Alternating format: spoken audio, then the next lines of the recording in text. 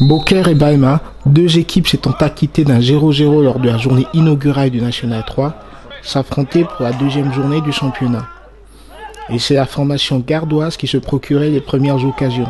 D'abord sur le service de Berkane à Benazri, obligeant Rivière à une première parade, puis la tête de Bemnesian, passant cette fois à côté du but au Garoni.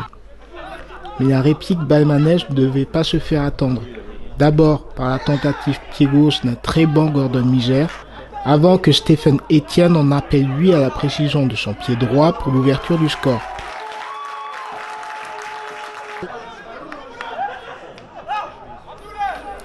La rencontre tombait ensuite dans un faux rythme, alimenté par de nombreux palabres, voyant Thomas Pessard écopé d'un premier jaune qui aura son importance.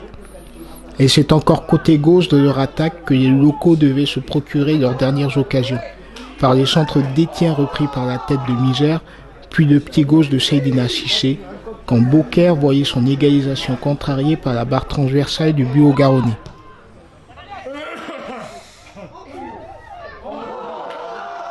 Déjà on a bien commencé, je pense qu'on a les meilleures occasions.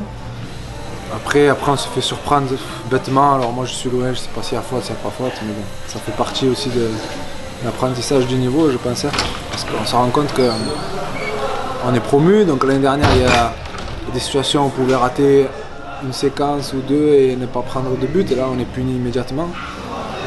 Voilà, après je pense qu'on s'est bien repris sur la fin de la première et surtout sur la seconde où je pense qu'ils sont pas sortis, on a eu des bonnes situations. On ne les a pas concrétisés, ils ont été costauds jusqu'à la fin, donc bravo à eux. Voilà. Le contenu c'est intéressant parce qu'on a fait un bon match contre Canet. Là Balma, je sais que c'est une équipe qui est habituée à ce niveau-là, qui est costaud. Et on a quand même eu des situations, je pense qu'on aurait mérité au moins de revenir avec le nul, au moins. Peu évident, mais ainsi jugé par monsieur l'arbitre, un excès d'engagement voyait Thomas Pessard écopé d'un second jaune, synonyme de carton rouge aux alentours de l'heure de jeu. Ainsi en infériorité numérique durant la dernière demi-heure, les locaux allaient longuement se défaire de la possession de balle, mais très paradoxalement se procuraient les meilleures situations de but, notamment par les quelques percussions du soliste Gordon Miger ou une tentative à angle fermé de Seydina Cissé.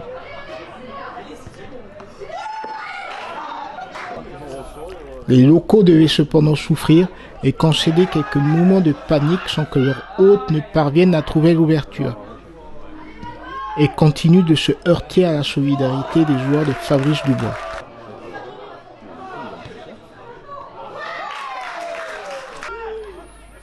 Et si l'entrant Charles Braciotti manquait de donner un peu d'air à ses coéquipiers, c'est finalement sur le plus petit écart que Balma devait s'imposer.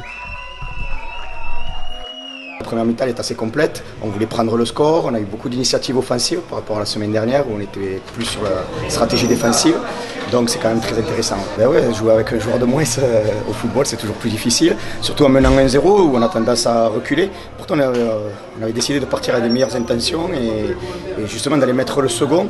On a quelques situations pour le faire mais pas suffisamment et on a beaucoup subi, et après à 10 bien évidemment que le courage et le mental, mais cette équipe elle aime ça.